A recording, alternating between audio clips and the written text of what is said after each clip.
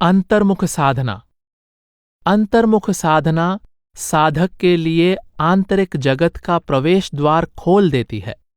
अतः परमार्थ के मार्ग पर साधक के लिए सर्वप्रथम अपनी वृत्ति को बाहर से अंदर की ओर मोड़ना आवश्यक है, तभी वह आगे बढ़ सकता है। मन को एकाग्र किए बिना आंतरिक अभ्यास में साधक का सफल होना असंभव है। इसीलिए जगजीवन साहब मन की वृत्तियों को अंतर्मुख करने की युक्ति बताते हुए फरमाते हैं, साधो नाम जपहु मन जाने, जन्म पाई सुफल कर जावहो, दृढ़ प्रतीत जिय आने, रहहो गुप्त गहे अंतरमा, मानहो लाभ न हानि, अस दृढ़ भक्ति करहो गह चित मह, कहत हों भेद बखाने, हर्ष शोकते समुझे रहिए, ज्ञान तत्त लय छाने, इत उत कबहूं चलै मन नाही, रहे अंतर ठहराने, ऐसी जुगत जगत मा रहिए, शीतल सील पिछाने, जग जीवन अमृत पियो अमर, जो तिहि रहो समाने। हे प्रभु के प्यारे भक्तों, मन को पूरी तरह नाम के सुमिरन में लगा दो, ताकि मनुष्य जन्म सफल हो जाए और तुम्हारे हृदय में प्रभु के प्रति दृढ़ विश्वास और प्रेम पैदा हो जाए। लाभ हानि से ऊपर उठकर ध्यान सदा अंदर स्थिर रखो और अपने आप को लोगों की नजरों से बचाकर रखो। मैंने तुम्हें सच्ची भक्ति का भेद समझा दिया है। तुम मन को दृढ़तापूर्वक इस भक्ति में लगा दो। तुम खुशी और गम से निर्लेप रहते हुए अंदर नाम रूपी परम तत्व की पहचान करके सच्चा ज्ञान प्राप्त कर लो। मन को इधर उधर न भटकने दो और इसको पूरी तरह अंदर स्थिर करके रखो। इस संसार में शांति और संयम से रहते हुए नाम भक्ति द्वारा वह अवस्था प्राप्त करो जिससे आत्मा ज्योति स्वरूप प्रभु में समाकर अमर पद प्राप्त कर ले। मन की एकाग्रता में सबसे बड़ी बाधा सांसारिक विषय भोगों का आकर्षण है। बुल्ला साहेब स्पष्ट कर रहे हैं कि मन में उठने वाली विषय वासना की लहरों को नियंत्रित करना अत्यंत आवश्यक है। आपकी वाणी है, मूंद के मदन जतन करूं संजम, इह ज्ञान कै मेला, निर्गुण नाम निरंतर पेखी, तहां गुरु नहीं चेला, विद्या वेद भेद नहीं जानो, जानो एक अकेला। अर्थात पूरे संयम को अपनाते हुए काम और विषय वासना को त्याग दो, ताकि अंतर में सच्चे ज्ञान की प्राप्ति हो सके। ध्यान के अंदर स्थिर हो जाने पर चारों तरफ परमात्मा का माया रहित नाम दिखाई देने लगता है। इस प्रकार पूर्ण अद्वैत की अवस्था में पहुंचकर गुरु और शिष्य का भेद समाप्त हो जाता है। तब उस अद्वैत प्रभु के भेद को जाना जा सकता है। केवल वेद शास्त्रों से प्राप्त हुए ज्ञान द्वारा उसे नहीं जाना जा सकता। जब मन की प्रवृत्ति अंतर्मुख होने लगती है, तब साधक को आंतरिक अभ्यास में रस आने लगता है। जगजीवन साहेब की वाणी है, प्रात नाम सतगुरु का गावे, अंतः मनुवा नाहि बहावे, मनुवा बहै भजन नहीं होए, जाइहि भजन बरत सब खोए, दृढ़ हुए अंतर जपिए जापा, जेहि ते जाहि कर्म कटि पापा, अजप्पा जाप जपै जो कोई, परगट कहों भक्त सो होई, साधु भये सोई जग माहे, जैसे पदुम कमल जल माहे, जगते न्यारे भये निरासा, जग जीवन तेहि चरण क दासा। साधक को चाहिए कि मन को पूरी तरह स्थिर करके सुबह सवेरे सतगुरु द्वारा दिए गए नाम का सुमिरन करे। अगर मन की धारा बाहर की ओर बहती रहेगी तो नाम का अभ्यास ठीक से नहीं हो पाएगा। इसलिए सबसे पहले तन और मन दोनों का स्थिर होना जरूरी है। फिर ध्यान को अंतर्मुख करके पूरी लगन और दृढ़ता से नाम का अभ्यास करना चाहिए। इससे सारे पाप नष्ट हो जाते हैं। जो भाग्यशाली जीव सुरत को अजप्पा जाप में लीन कर देता है, वही प्रभु का सच्चा भक्त है, और ऐसा भक्त ही वास्तव में सच्चा साधु है। जिस प्रकार कमल की जड़ें पानी में होती हैं, परंतु उसका फूल पानी से बाहर रहता है, उसी प्रकार नाम में अभेद हुआ साधु संसार में रहता हुआ भी इससे निर्लेप रहता है। आप कहते हैं कि मैं ऐसे पूर्ण साधु के चरणों का दास हूं। बुल्ला साहब ने भी इसी बात पर बल दिया कि नाम का आंतरिक अभ्यास ही परमात्मा की सच्ची भक्ति है। आपकी वाणी है, साची भक्ति गोपाल की, मेरो मन माना, मनसा बाचा कर्मना, सुनु संत सुजाना, लंगरा लुंजा हुए रहो, बहिरा अरुकाना, राम नाम से खेल है, दीजय तन दाना, भक्ति हेतु ग्रह छोड़िए, तजि गर्भ गुमाना, जन बुल्ला पायो बाक है, सुमिरो भगवाना। परमात्मा की भक्ति ही सच्ची भक्ति है। भक्त को चाहिए कि मन, वचन और कर्म द्वारा परम ज्ञानी संतों के उपदेश पर पूरी तरह अमल करते हुए दुनिया की ओर से पंगु, बहरा और अंधा हो जाए, अर्थात ध्यान को आंखों के निचले भाग से पलटकर आंखों के ऊपर स्थिर कर ले। उसे चाहिए कि राम नाम की साधना के लिए शरीर का दान कर दे, अर्थात ध्यान को शरीर के 9 द्वारों से समेटकर अंदर आंखों से ऊपर एकाग्र कर ले। मान अहंकार का त्याग करे और परमात्मा की भक्ति के लिए घर का मोह भी त्याग दे। आप कहते हैं कि सदा परमात्मा के नाम का सुमिरन करते रहना और अपनी लिव को उसके साथ जोड़कर रखना ही भक्ति का असली उद्देश्य है। अंतर में शब्द के साथ जुड़ने की इस प्रक्रिया को गोविंद साहब ने एक सुंदर दृष्टांत द्वारा समझाया है।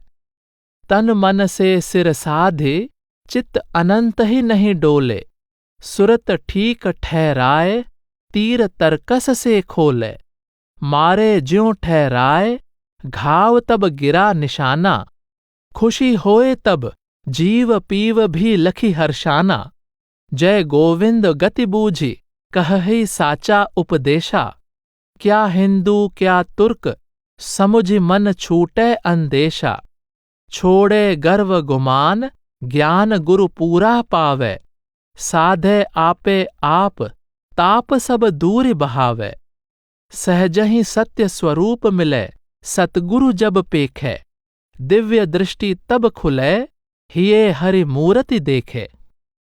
तीर चलाने के लिए जब निशाना साधा जाता है, उस समय शरीर को और श्वासों को पूरी तरह स्थिर कर लिया जाता है ताकि तीर अपने लक्ष्य को बेध सके। यहां गोविंद साहब सुरत रूपी तीर को शब्द रूपी धनुष पर चढ़ाने और मन रूपी लक्ष्य को बेधने की युक्ति बता रहे हैं। आप कहते हैं कि पहले तन को स्थिर करो, फिर मन को बाहर जाने से पूरी तरह रोककर ध्यान को भ्रिकुटी के मध्य एकाग्र करो। सावधान रहो कि ध्यान बाहर न जाए। इस प्रकार सुरत शब्द से जुड़ जाएगी। अब ध्यान रूपी तरकश से सुरत रूपी तीर को निकालकर शब्द रूपी धनुष पर चढ़ाकर मन को बेधने का यत्न करो।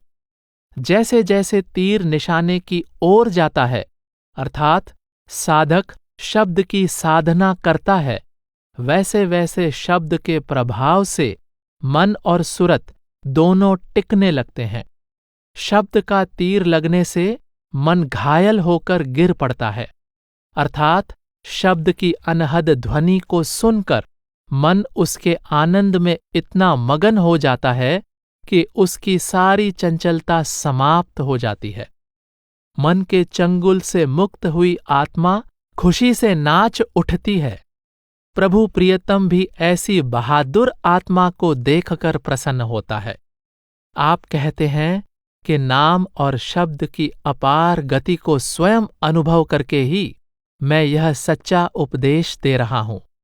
कोई किसी भी धर्म से संबंध रखता हो, चाहे हिंदू हो या मुसलमान, जो कोई भी मेरी बात को समझकर शब्द और नाम की साधना करेगा, उसके सारे भ्रम हमेशा के लिए दूर हो जाएंगे।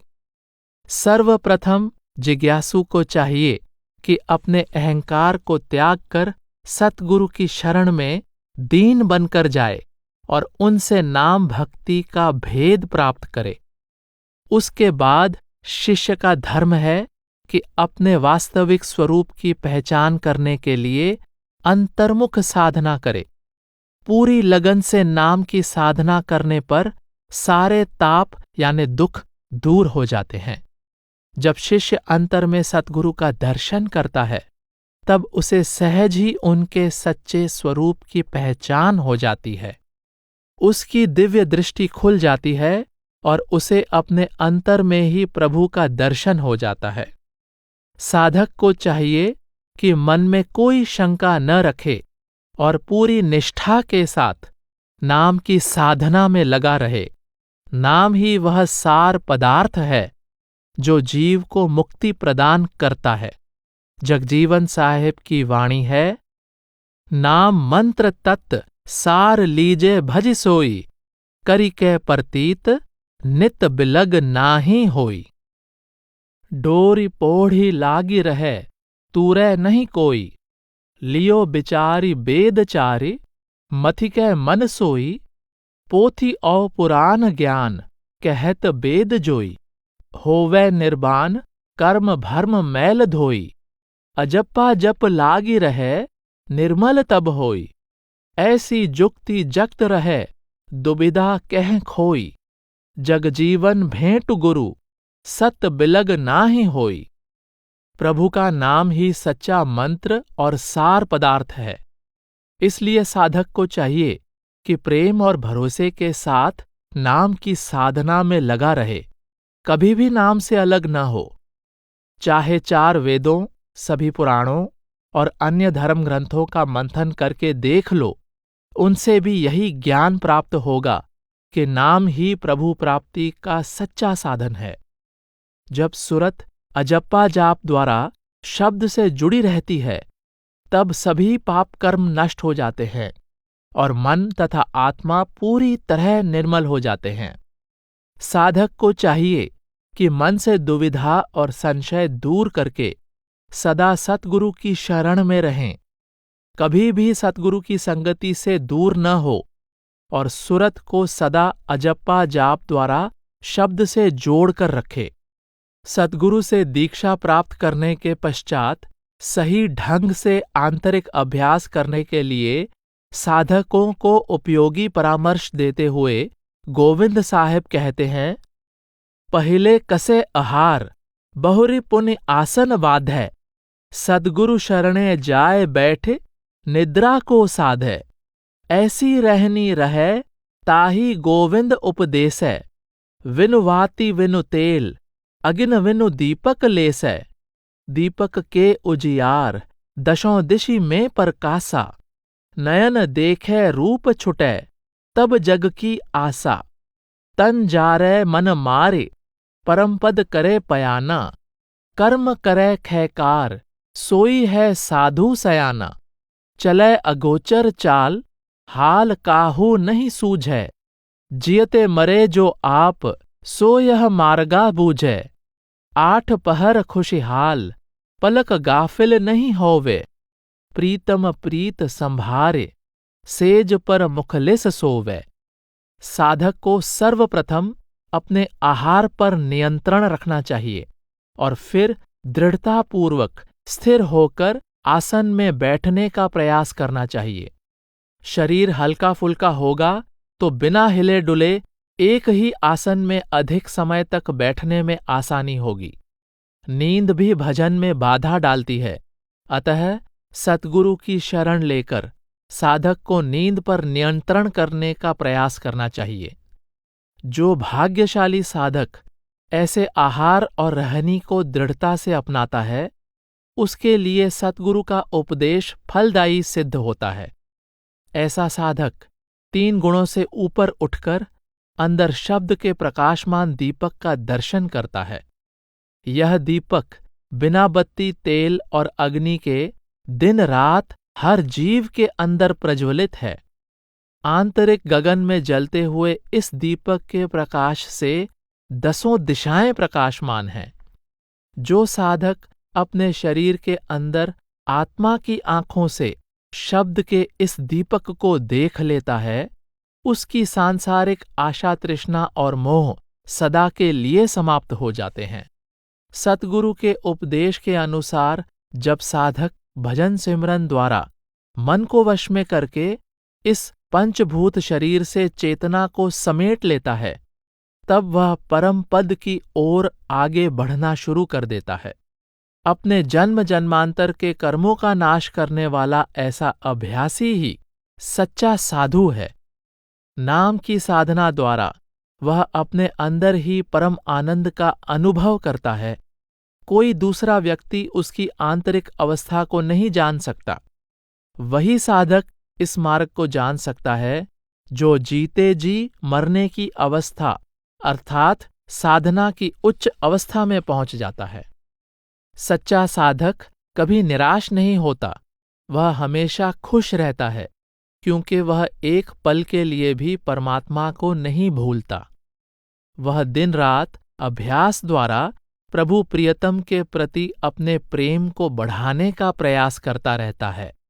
ऐसा साधक निश्चिंत होकर शरीर रूपी शैया पर सोता है, यानी जीते जी मुक्त होकर शरीर में निवास करता है। भीखा साहेब भी बार बार सचेत करते हैं कि दृढ़ होकर आसन लगाओ और प्राणों को अंतर में ऊपर की ओर ले जाकर ध्यान आंतरिक आकाश में स्थिर कर लो। बचन लय जुक्ति सौ सिद्ध आसन करे, पवन संग गवन करी गगन जावै।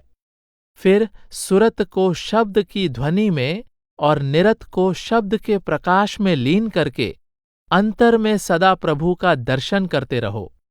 सुरति निरति अंतर लय जावो, नित स्वरूप अनुहारी। नाम भक्ति या आध्यात्मिक अभ्यास में लगे साधकों के लिए आपने अपने वाणी में कई निर्देश दिए हैं। आप कहते हैं, होए एकांत स्वतंत्र बैठिके, अनहद धुन सुन लीजै बाजत झमझम। भीखा धन्य जो त्याग जगत सुख, हरि को रसमद पीवै अस जन कम कम। साधक को चाहिए कि सबसे पहले किसी एकांत स्थान पर शांत चित्त होकर बिना हिले डुले एक ही आसन में बैठकर ध्यान से अंतर में गूंज रही अनहद शब्द की धुन को सुने। संसार के विषय भोगों से विमुख होकर परमार्थ की ओर मुड़ने वाले जीव बहुत कम हैं। धन्य है वह साधक जो संसार के सुख त्याग कर ध्यान को अंदर स्थिर कर लेता है। उसको अनहद शब्द के अमृत का आनंददायक रस प्राप्त हो जाता है। इस प्रकार निरंतर अभ्यास में लगे हुए जीव का ध्यान अंदर आंखों से ऊपर स्थिर हो जाता है और उसे सहज समाधि की अवस्था प्राप्त हो जाती है। करो विचार निर्धार अवराधिये, सहज समाधि मन लाव भाई। नाम की महिमा करते हुए जगजीवन साहिब साधक को निरंतर नाम का जाप करने के लिए प्रेरित करते हैं। साधो सत्य नाम जप प्यारा, सत्य नाम अंतर धुन लागी, बास किहे संसारा। ऐसे गुप चुप हुए सुमिरहूं, बिरले लखे निहारा। तजहो विवाद कुसंगति सबके, कठिन है यह धारा। सत्य नाम कै बेड़ा बांधहूं, उतरन का भव पारा। जन्म पदार्थ पाई जगत मह, आपुन मरहों संभारा। जग जीवन यह सत्य नाम है, पापी के तिक तारा। हे साधुजनों, प्रेम पूर्वक प्रभु के सच्चे अविनाशी नाम का सुमिरन करते रहो। वह सच्चा नाम प्रभु की धुनात्मक शक्ति के रूप में संपूर्ण संसार में व्याप्त है, और वही तुम्हारे अंदर आंखों के पीछे मीठी और सुरीली ध्वनि के रूप में निरंतर गूंज रहा है। तुम संसार की नजरों से बचते हुए एकांत में चुपचाप नाम का सुमिरन करते रहो। प्रभु के नाम की प्रबल धारा से लिव जोड़ पाना बहुत कठिन कार्य है। विरले भाग्यशाली जीव ही ध्यान को अंतर्मुख करके नाम से लिव जोड़ने में सफल होते हैं। तुम सब वाद विवाद, झगड़े और बुरी संगति त्याग कर प्रभु के सच्चे नाम का जहाज तैयार कर लो, ताकि तुम्हारा भवसागर से उद्धार हो जाए। तुम्हें अनमोल मनुष्य जन्म प्राप्त हुआ है। तुम नाम के अभ्यास द्वारा अपना अंत समय संवार लो। प्रभु के सच्चे नाम की साधना करके अनेक पापी भवसागर से पार हो गए हैं। तुम भी सच्चे नाम से लिव जोड़कर सहज ही भवसागर से पार हो जाओगे। भीखा साहेब भी कहते हैं कि जो साधक प्रेम और लगन से दिन रात हर घड़ी नाम का सुमिरन करता रहता है, उसे परम तत्व यानी परमात्मा की प्राप्ति हो जाती है। जाप जपे जो प्रीति सो बहुविधि रुचि उपजाए, सांझ समय और प्रात लगु तत् पदार्थ पाए। पूर्ण एकाग्रता से सहज समाधि की अवस्था में पहुंचकर ही जीव को परम पद की प्राप्ति हो सकती है। समाधि सहज लावो तुम, परम पद को सिधारेगा। सतगुरु की समझाई युक्ति के अनुसार नाम की साधना करने का तरीका बताते हुए दूलन दास जी कहते हैं, कोई बिरला यही विधि नाम कहे, मंत्र अमोल नाम दुई अक्षर, बिनु रसना रट लागी रहे। होठ न डोले जीभ न बोले, सूरत धरन दिड़ाई गहे। दिन और राति रहे सुध लागी, यह माला यह सुमिरन है। जन दूलन सत गुरन बतायो, ताकि नाव पार निबहे। अर्थात कोई विरला भक्त ही सही युक्ति को अपनाकर नाम की साधना करता है।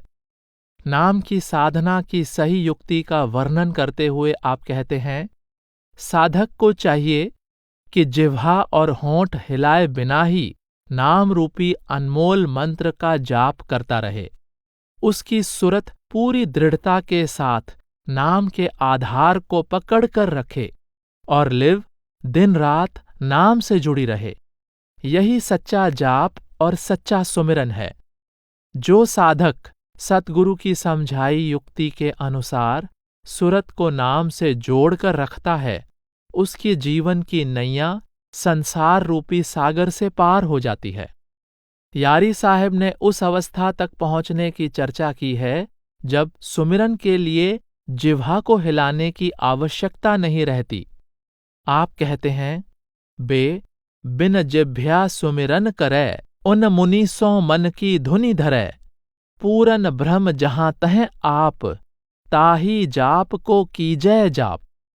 साधक को चाहिए कि वह पूर्ण एकाग्रता या समाधि की उन्मनी अवस्था में पहुंचने का आदर्श सामने रखे और जिह्वा का प्रयोग किए बिना मन ही मन प्रभु के नाम का सुमिरन करे। इस अभ्यास द्वारा धीरे धीरे इस सत्य का अनुभव हो जाता है कि प्रभु सर्वव्यापक है। जब साधक सद्गुरु की समझाई युक्ति के अनुसार अभ्यास करता है, तब उसका ध्यान आंतरिक प्रकाश में लीन होने लगता है और उसे आत्मज्ञान की प्राप्ति हो जाती है। अंतर्मुख साधना में नाम के सुमिरन का महत्व बताते हुए संत सहजोबाई ने कहा है, ऐसा सुमिरन कीजिए सहज रहे लौ लाए, बिनु जिह्वा बिनु तालुए अंतर सुरत लगाए। नाम के सुमिरन का अभ्यास इतना पक्का हो जाना चाहिए कि जिह्वा को हिलाए बिना ही सुमिरन चलता रहे, सुरत एकाग्र हो जाए और लिव सहज ही अंतर में लगी रहे। गुलाल साहेब भी हिंडोला शीर्षक के अंतर्गत रची अपनी वाणी में शब्द या नाम की साधना पर बल देते हैं। आप उपदेश देते हैं कि जो भक्ति के बहिर्मुखी साधनों का हिंडोला त्याग कर सतगुरु की समझाई युक्ति के अनुसार शब्द का झूला झूलता है, वह सहज ही भवसागर से पार चला जाता है। हिंडोला करूं आनंद मंगलचार, प्रथम सुकीर्ति नाम धरि के, प्रेम पद हिये लाए। सतगुरु शब्द जे पूर दीन्हों, शोक सबे नसाए। हृदय में नाम के प्रति प्रेम भाव रखकर नाम की साधना करनी चाहिए।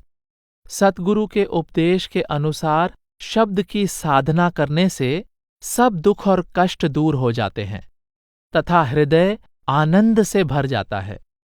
नाम का अभ्यास करते करते साधक की अवस्था ही बदल जाती है।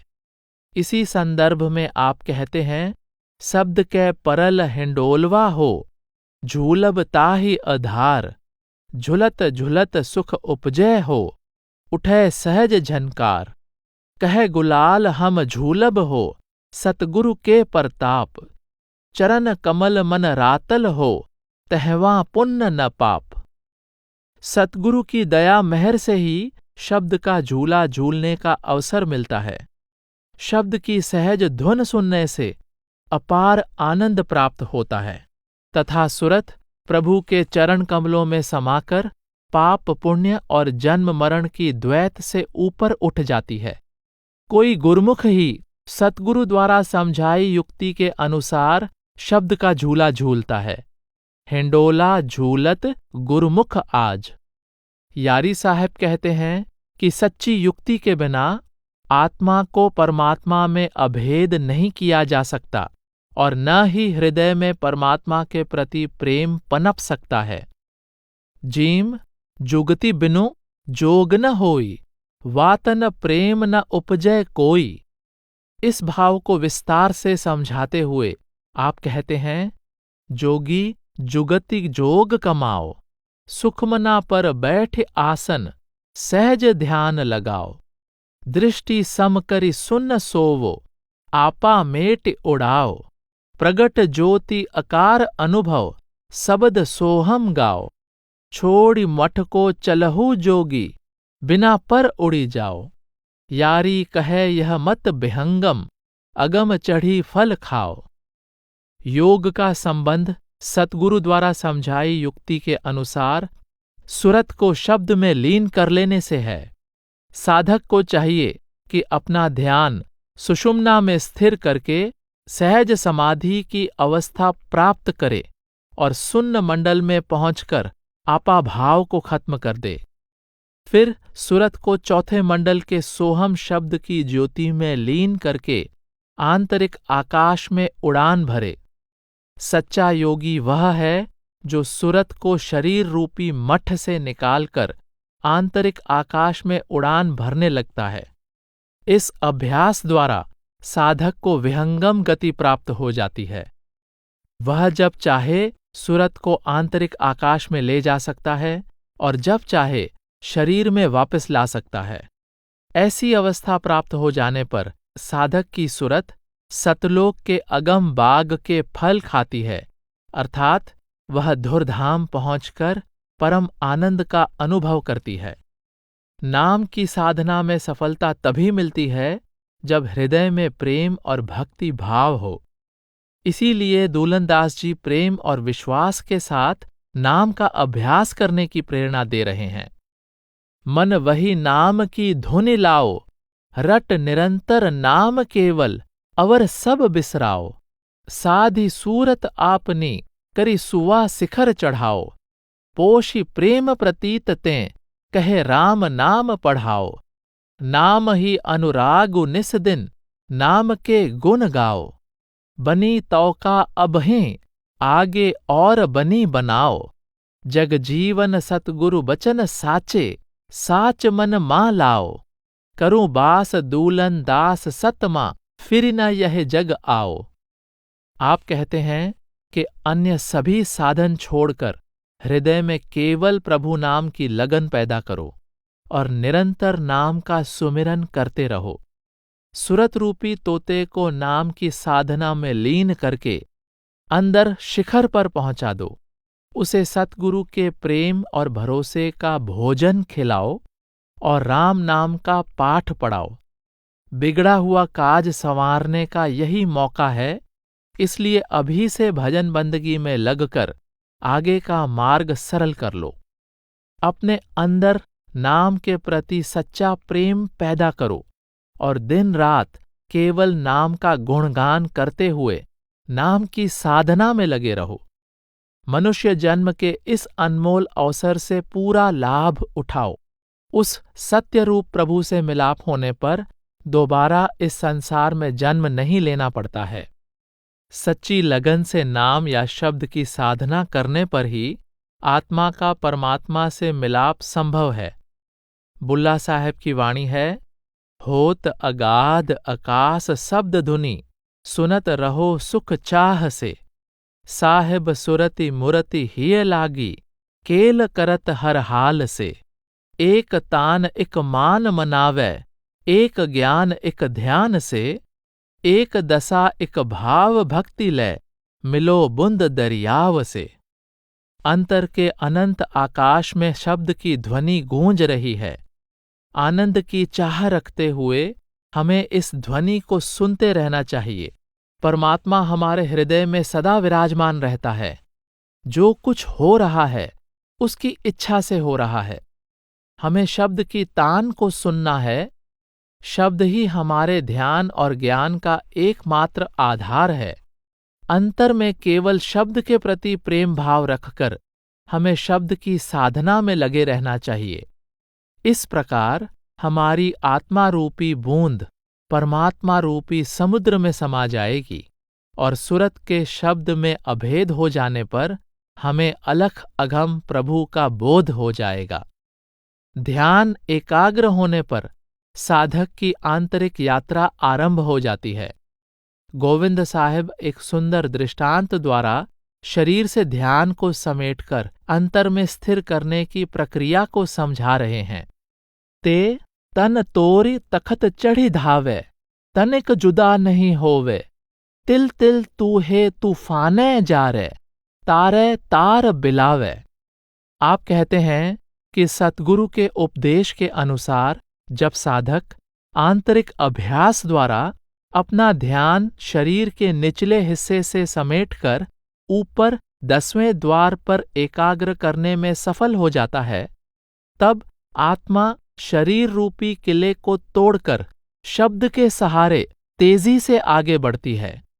साधक उस आनंद को एक पल के लिए भी नहीं छोड़ना चाहता है। शब्द के तूफानी वेग द्वारा माया के विकार तिल तिल करके जलने लगते हैं।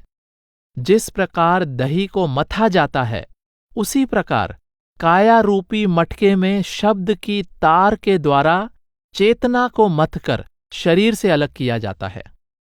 दूलनदास जी के वचन हैं, नाम की डोरी पोढ़ धरनी धरो, उलटी पवन चढ़ू गगन अटारी।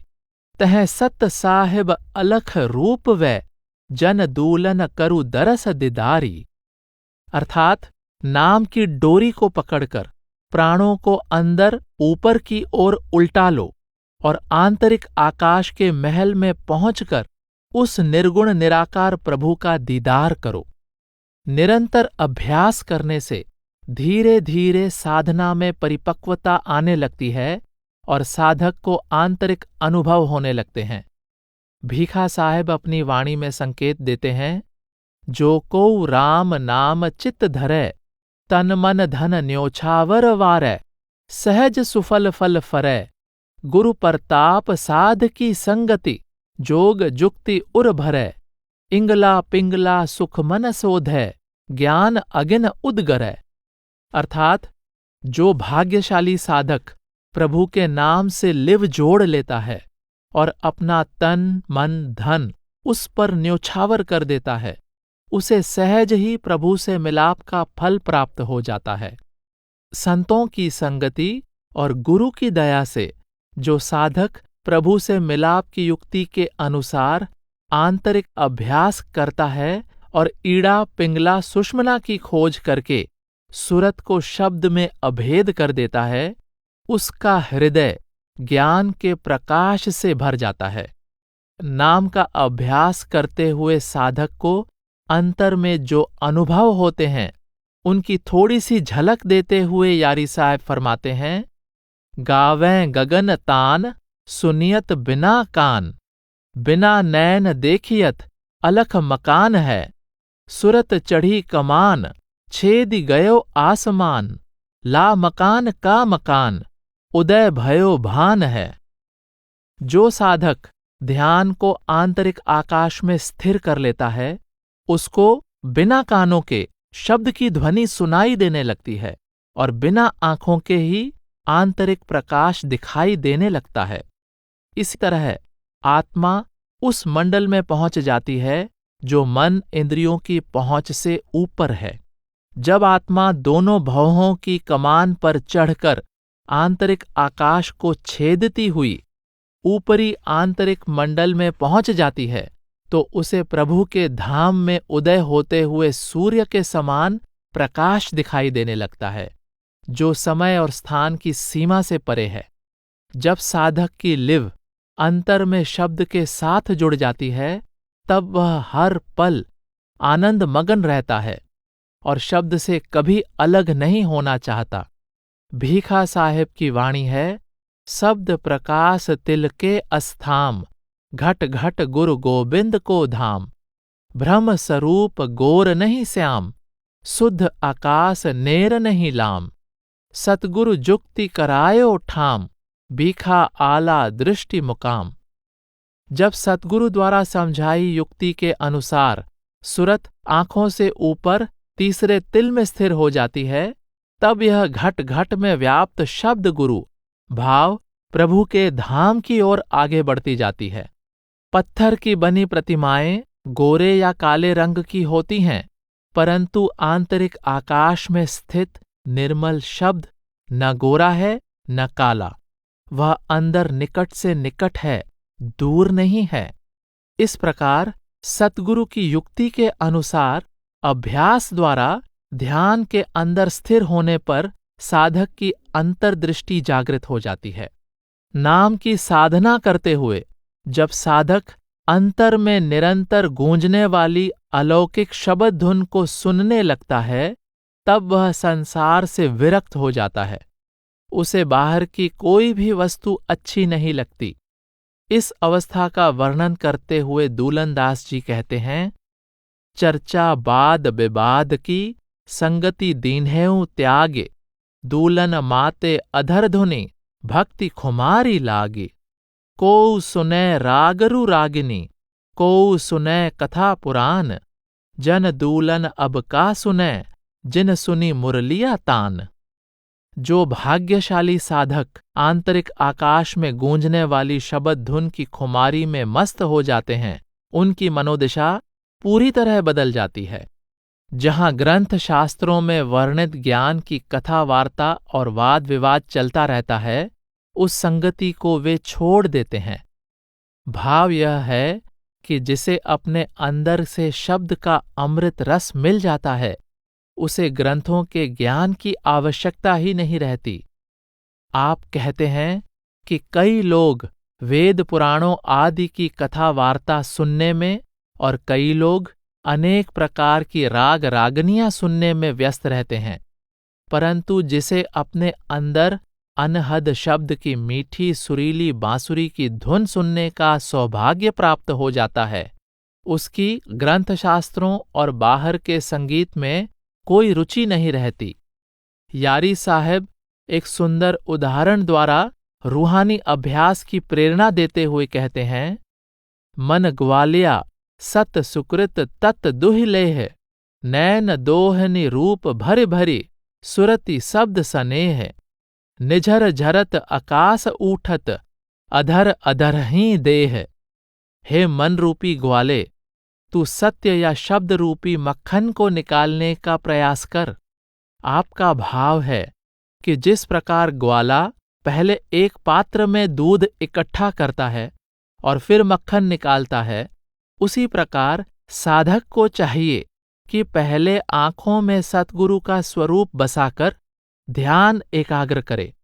जैसे जैसे ध्यान एकाग्र होता जाएगा, उसे सार तत्व प्राप्त होगा, यानी सुरत को शब्द सुनाई देने लगेगा।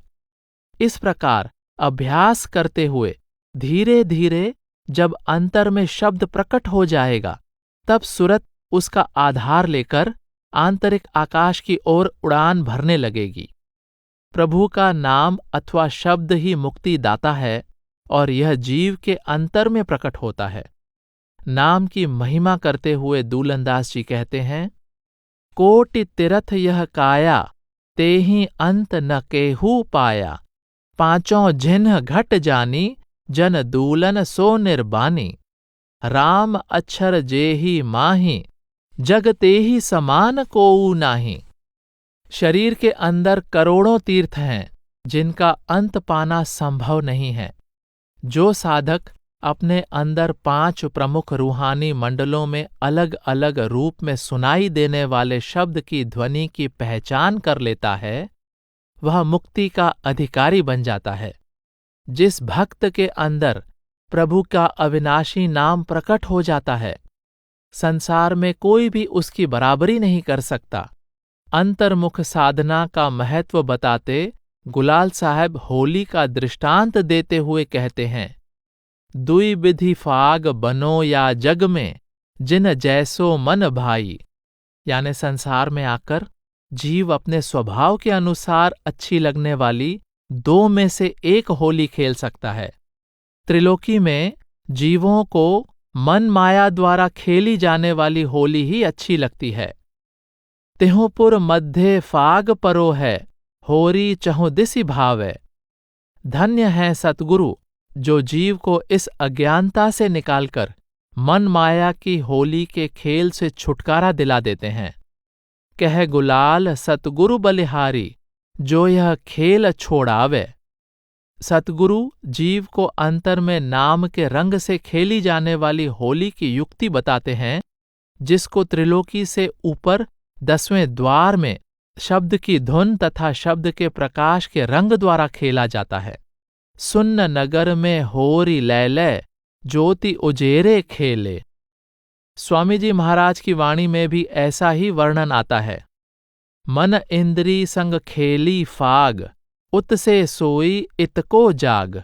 धूल उड़ाई छानी खाक, पाप पुण्य संग होई नापाक। सुरत अब चली खेलन होली, कर सिंगार बैठ धुन डोली। एक वह होली है जिसे आत्मा मनुष्य देह पाकर मन इंद्रियों के साथ खेलती है। उसे अपना असली घर भूल जाता है और वह इस संसार को ही अपना घर समझने लगती है। नतीजा यह होता है कि कर्मों की मैल इकट्ठी करके मन के साथ आत्मा भी मैली हो जाती है। दूसरी होली वह है जब गुरु के उपदेश के अनुसार अंतर्मुख साधना करते हुए सुरत सहज का श्रृंगार करके शब्द रूपी डोली में बैठकर अंतर में होली खेलने जाती है। भाव यह है कि अंतर्मुख साधना द्वारा जीव शब्द से जुड़कर परमात्मा से मिलाप का आनंद प्राप्त कर सकता है। संसार का मोह त्याग कर अंतर में ध्यान एकाग्र करना ही मुक्ति प्राप्त करने का साधन है।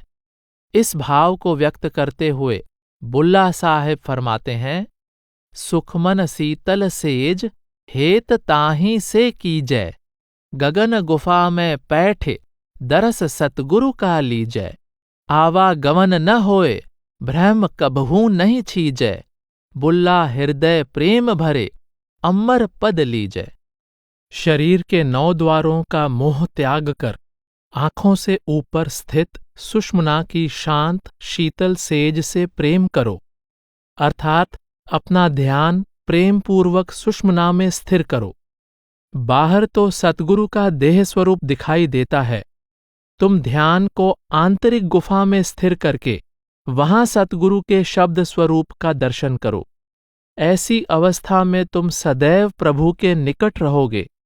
प्रभु के प्रति तुम्हारा प्रेम कम नहीं होगा और तुम आवागमन के बंधन से मुक्त हो जाओगे। आप हृदय में प्रेम भाव रखकर परमात्मा की भक्ति करने की प्रेरणा दे रहे हैं ताकि अमर पद की प्राप्ति हो सके। गुलाल साहब ने अपनी वाणी में बार बार स्पष्ट किया है कि नाम का अनुभव ध्वनि तथा प्रकाश के रूप में होता है। आप कहते हैं, झिलमिल झलकत नूर नैन पर नूरा, हरदम होत अघोर बजत तह तूरा। जब सुरत अंतर में आंखों से ऊपर स्थिर हो जाती है, तब झिलमिल करता हुआ प्रकाश दिखाई देता है और उसमें से उठ रही शब्द की तुरही यानी तूरा जैसी धुन सुनाई देती है। आत्मा शब्द की ध्वनि तथा शब्द के प्रकाश के सहारे ही रूहानी मंडलों का सफर तय करती है। शब्द की ध्वनि द्वारा इसको ऊपर के मंडलों का बोध होता है तथा शब्द के प्रकाश को देखती हुई यह ऊपर की ओर चढ़ाई करती है। साधकों को आंतरिक अभ्यास की प्रेरणा देते हुए आप कहते हैं, सुरति सो निरति मिली ध्यान अजप्पा जपै, ज्ञान का घोड़ा लै सुन्न धावै, सेत प्रकाश आकाश में फूल रहो, चित्त हुए भंवर तब जाए पावै, वहाँ गूंज अनहद गुंजै, नाम तबहीं जगै, प्रेम भो पूर नहीं अनत आवे, कहें गुलाल फकीर सो सूर है, मौज के खेल में खेल पावे। प्रभु के भक्त को चाहिए कि अजप्पा जाप द्वारा सुरत को शब्द की ध्वनि में तथा निरत को शब्द के प्रकाश में लीन कर दे। इस तरह आत्मा ज्ञान रूपी घोड़े पर सवार होकर सुन्न मंडल में पहुंच जाती है, जहां शब्द के प्रकाश का फूल खिला हुआ है।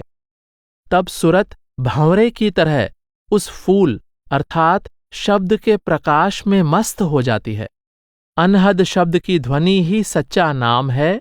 आत्मा के शब्द में लीन हो जाने से अंतर में प्रेम भर जाता है, फिर मन कहीं और नहीं जाता। आप कहते हैं कि वही फकीर सूरमा है जो सदा शब्द की साधना में मगन रहता है। अतः नाम साधना ही परमात्मा की सच्ची भक्ति है।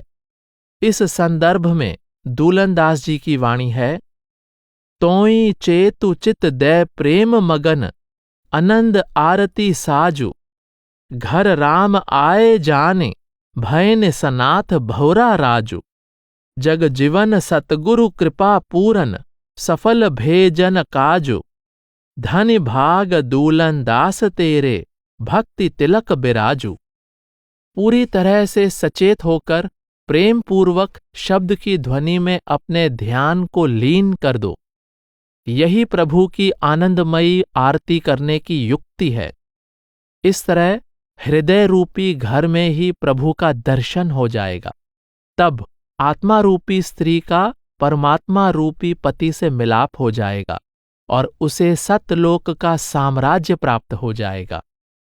दूलनदास जी कहते हैं कि सतगुरु जगजीवन साहिब की कृपा से नाम की साधना द्वारा मेरे मस्तक पर प्रभु भक्ति का तिलक लग गया है और मेरे सभी कार्य पूर्ण हो गए हैं।